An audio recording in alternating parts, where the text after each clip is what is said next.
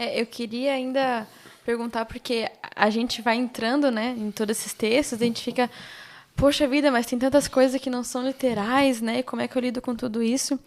E aí, mas a gente pode também cair num outro erro de achar que tudo não é literal, né? Que, tipo, tudo tem uma coisa para se explicar, etc, né? Então, como que a gente consegue, assim, ter esse discernimento, assim, tá? Essas leis eram para aquela época, não, essas leis aqui são válidas para hoje, isso aqui é literal, isso aqui não é literal. Como que a gente pode Que entender, tipo de assim? texto a gente está lendo? Se é um texto poético, histórico, né? Então, vamos lá. Não dá para a gente fazer isso muito bem e seguramente sem estudo e sem ferramentas que nos ajudam a entender qualquer coisa na vida, né?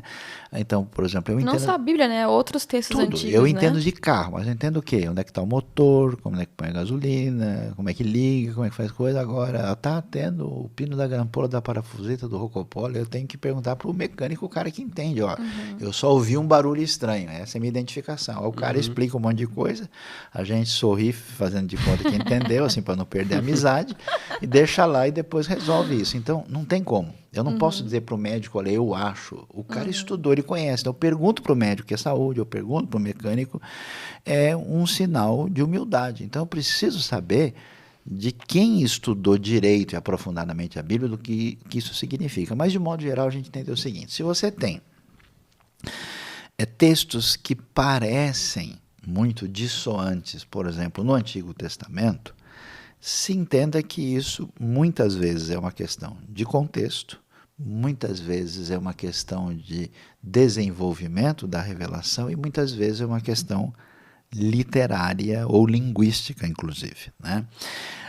Então, quando você lê a Bíblia, dê prioridade ao desfecho. Quer entender o filme? Se você não lê o final, não vê o que aconteceu, você não vai entender a história toda. Então, a prioridade para a condução da vida certamente está no Novo Testamento. Até porque Jesus veio dizer que ele é o cumprimento de tudo. A segunda coisa que chama Então, atenção... até às vezes, quem quer começar a ler a Bíblia, algo muito interessante é começar pelo Novo Testamento, Com né? certeza, com certeza. Para depois ter essa ótica para o restante. A não ser que a pessoa seja de pano de fundo judaico, né, e foi criado no entendimento do Antigo Testamento, ele pode fazer o contrário. Mas quem vem desse ambiente, é muito mais fácil você entender Jesus e o Novo Testamento do que você começar a ler Deuteronômio, né, ou primeiro Crônicas, que tem Porque muitos 9 capítulos de genealogia. Imagina. Pensa e fala, isso aqui é só escalação. Até né? porque muitos textos do Campeonato da Antigo época. Testamento, eles estão apontando para Jesus. Sim, sim. Então, como é que você vai entender? Tá apontando para Jesus, mas quem que é esse Jesus? Então, legal entender quem é esse Jesus. Com toda certeza, porque é a referência fundamental e central da Bíblia, né?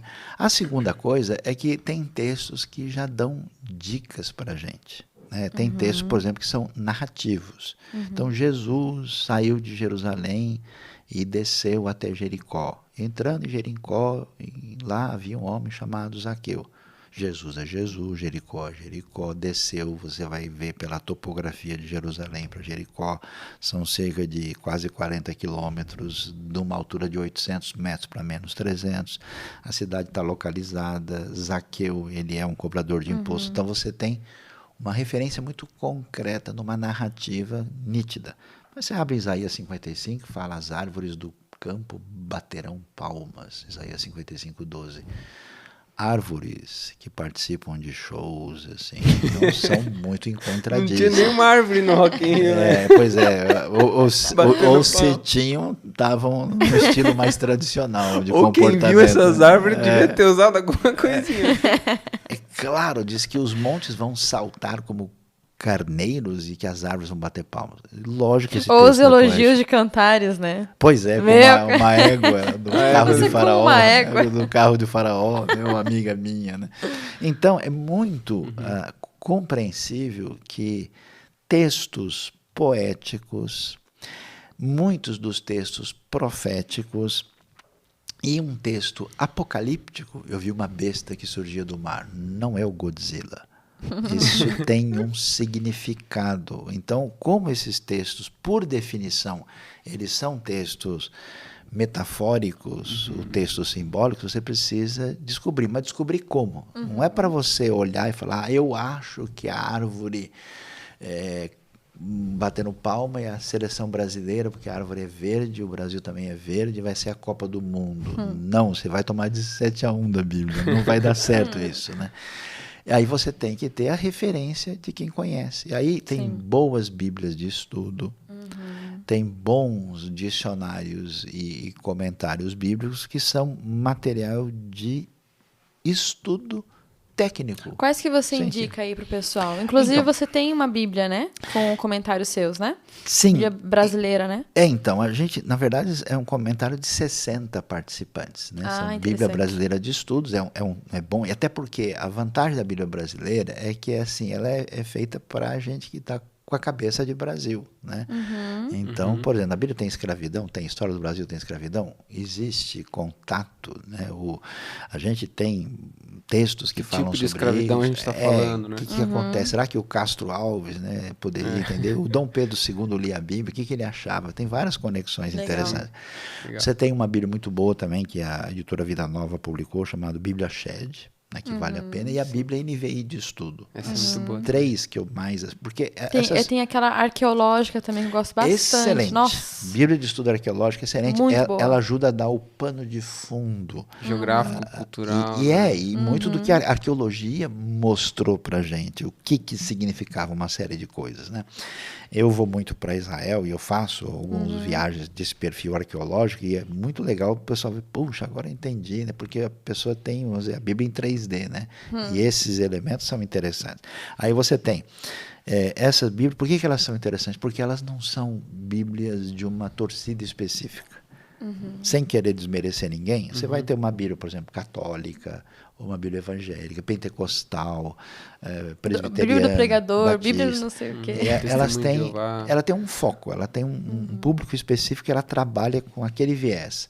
A Bíblia Shed, a Bíblia NVI de Estudo e a Bíblia Brasileira não tem cor denominacional específica. A ideia é interagir com o texto sem levantar uma bandeira particular. Legal.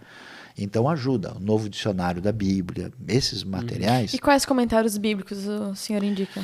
Olha, a gente tem bons comentários, e pelo menos em 3 editoras principalmente. A gente tem na própria Edições Vida Nova, na Casa de Cultura Cristã e na editora Esperança, que são os que eu mais assim conheço. Alguns comentários da Vida Nova, numa série chamada Cultura Bíblica, que é bem conhecida, alguns são um pouco elementares, porque é muita coisa para comentar em pouco espaço, mas alguns são bons. Agora, a Vida Nova publicou alguns comentários maiores que são extraordinários, e a Casa de Cultura Cristã, especialmente comentários do Hendrickson, e alguns que são melhores assim, porque eles gastam mais tempo, né, ali para explicar certas coisas. O comentário Esperança eu gosto bastante, Esperança, né? A gente gosta, a gente usa bastante. Traduzido do alemão, né?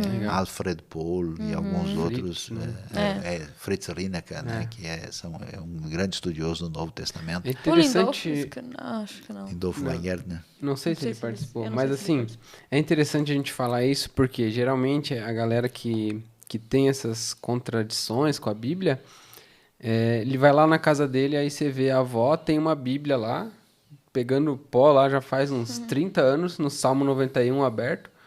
Aí o cara vai ler aquela linguagem da Bíblia, eis que dar-lhes-vos-ei, ele não vai entender nada. Ósculo santo.